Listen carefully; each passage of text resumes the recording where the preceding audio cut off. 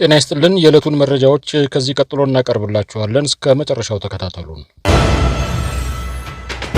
የኦሮሞ ነጻነት ጦር ከፍተኛ አመራር ባወጣው መግለጫ ጠቅላይ ሚኒስትር አብይ አህመድ በወለጋ አንዳንድ አካባቢዎች ያደረጉት ጉብኝት ትክክለኛ የመሬት ላይ ቁጥጥርን የሚያሳይ ሳይሆን የስልጣን ቅዠት የፈጠረው ቅጥፈት ነው ሲል አጣጥሎታል። ጠቅላይ ሚኒስትሩ በሄሊኮፕተር ታጅበው በከፍተኛ ጥበቃ ወደ ታጠሩ ይዞታዎች መግባታቸው በክልሉ ያለውን የመንግስት የቁጥጥር ድክመት የሚያሳይ እንጂ ጥንካሬን የሚገልጽ አይደለም ያለው ቡድኑ ጠቅላይ ሚኒስትሩ ማንኛውም ችግር በሰላም ሊፈታ ይችላል ማለታቸው የኦሮሞን የፖለቲካ ማህበረሰብ ለማታለል የሚደረግ ሙከራ ነው ብሏል። በተጨማሪም ጠቅላይ ሚኒስትሩ የኦሮሞ ጠላቶች የኦሮሞን እድል ለመውሰድ እየሞከሩ ነው በማለት የተናገሩት ንግግር በአገሪቱ የብሔር ግጭትን ለመቀስቀስ የታለመ አደገኛ ስልት መሆኑን መግለጫው ጠቅሷል።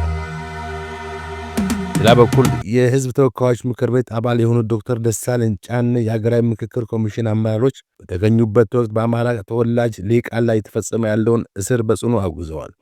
በፖለቲካ አመለካከታቸውና በማንነታቸው ምክንያት የታሰሩ ተራ ዜጎች ሳይሆኑ ጋዜጠኞች፣ አክቲቪስቶችና የተመረጡ የህዝብ እንደራሴዎች መሆናቸውን እየገለጹት ዶክተር ደሳለኝ የአማራ ተወካዮች በታሰሩበት ሁኔታ አልተወከለልንም የሚል ጥያቄ በነሳቱ ተገቢ መሆኑን በዚህም ምክንያት ምክክሩ ሂደት ላይ ያላቸው ተስፋ መሟጠጡን ገልጸዋል። ኮሚሽኑ ታሳሪዎች እንዲፈቱ ቢጠይቅም ከመንግስት በኩል ምላሽ አለማግኘቱንና ይህንንም ለህዝብ በግልጽ አለማሳወቁን የአባቱ የህዝብ እንደራሴ ነቅፈዋል።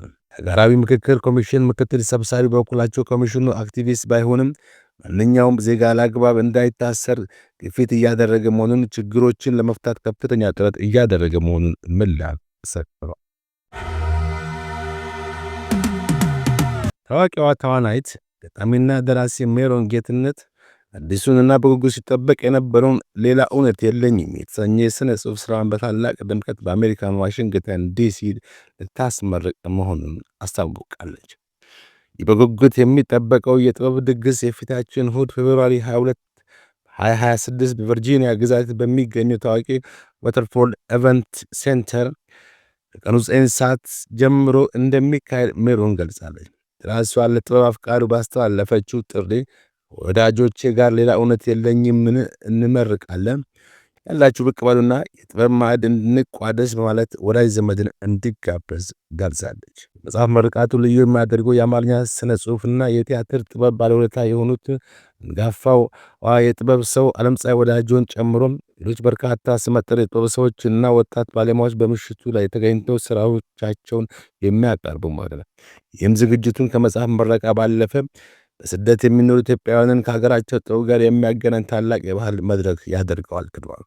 ሜሮን ጌትነት በኢትዮጵያ የፊልምና የቲያትር ጥበብ ውስጥ ባላት ጉልህ ተሳትፎ የምታወቅ ቢሆንም በግጥም ስራዎቿም የብዙዎችን ልብ የገዛች ጥበበኛ ናት። ይህ አዲስ መጽሐፏ እንደ ስሙ ሌላ እውነት የለኝም በማለት በውስጧ የታመቁት ስሜቶችን፣ የህዝብ ትዝታዎችንና ማህበራዊ እውነታዎችን በስነ ጽሑፋዊ ለዛ አዋስተን ለንባብ እንደምታበቃ ይጠበቃል። ዋሽንግተን ዲሲና አካባቢው ሜሪላንድና ቨርጂኒያ የምትገኙ የጥበብ አፍቃሪዎች ይህንን ልዩ ምሽት እንዳያመልጦ ቀጠሮን እሁድ ፌብሩዋሪ 22 ቀን ከ3 ሰዓት ላይ እንዲያደርጉ ተጋብዘዋል። ግብፅ የአባይ ወንዝ ውሃን ለመጠበቅ ከኬንያ ጋር ስምምነት መፈጸሟን አስታወቀች። ግብፅ የውጭ ጉዳይ ሚኒስትር በበድር አልአቴና የውሃ ሀብት ሚኒስትሩ አኒ ስዋሊም ወደ ናይሮቢ በማቅናት ከኬንያ አቻዎቻቸው ጋር ተወያይተዋል። ውይይቱን ተከትሎ የአባይ ውሃን ለሁሉም የተፋሰሱ ሀገራት በሚጠቅም መልኩ ትብብርና ውይይት ለማድረግ ተስማሙ ሲሆን ዓለም አቀፍ ሕግን በጠበቀ መልኩ የውሃውን ደህንነት ለማስጠበቅ በጋራ እንደሚሰሩም አስታውቋል። ግብፅ የውጭ ጉዳይ ሚኒስትር ባሰሙት ንግግር ግብፅ በኬንያ ውስጥ የተለያዩ መለስተኛ ግድቦች እንዲገነቡ የሚያስችል $100 ሚሊዮን ፈንድ ማቋቋሟን ገልጸዋል። ከዚህ ውስጥም በቅርቡ $7 ሚሊዮን እንደሚለቀቅም አስታውቋል። እሱ ሲናገሩም እነዚህ ግድቦች የመጠጥ ውሃ እጥረትን ለመቅረፍና ለመስኖ ለማዋል እንዲቻል ኬንያን ምሳሌ የሚያደርጓት ይሆናሉ ብለዋል። በአባይ ወንዝ ላይ ይህንን መሰል በትብብር የሚከናወን ልማት እንጂ የተናጠል እርምጃ ተቀባይነት እንደማይኖረው በመግለጽም ማሳሰቢያ ሰጥተዋል። የኬንያ ካቢኔ የውጭ ጉዳይ ዋና ጸሐፊ የሆኑት ሙሳሊያ ዳቪኔ በበኩላቸው ጋራ በሆነው የውሃ ሀብት አጠቃቀም ላይ የትኛውም ወገን መጎዳት እንደሌለበት ያስታውቁ ሲሆን በተፋሰሱ ሀገራት መካከል ያለው ልዩነት በውይይት እንዲፈታ የሚፈልጉ ገልጸዋል። ውይይቱ በአባይ ተፋሰስ ሀገራት ተነሳሽነት ማዕቀፍ ውስጥ ሆኖ በአፍሪካውያን የሚመራ መሆኑን እንዳለበትም አሳስበዋል። በአባይ ወንዝ ጉዳይ የተነሱ ውዝግቦችን ኬንያ ለየትኛውም አካል ሳትወግን የማደራደር ሚና ለመጫወት ዝግጁ መሆኗን ጨምረው መናገራቸውን ዘ ኬንያን ታይምስ ባቀረበው ዘገባ አስረድቷል። ይህ በእንዲህ እንዳለ ኢትዮጵያ በአባይ ግድብ ላይ የሰራችው የህዳሴ ግድብ ሲመረቅ በክብር እንግድነት የተገኙት የኬንያ ፕሬዝዳንት ዊልያም ሩቶ መሆናቸው ታወቀ።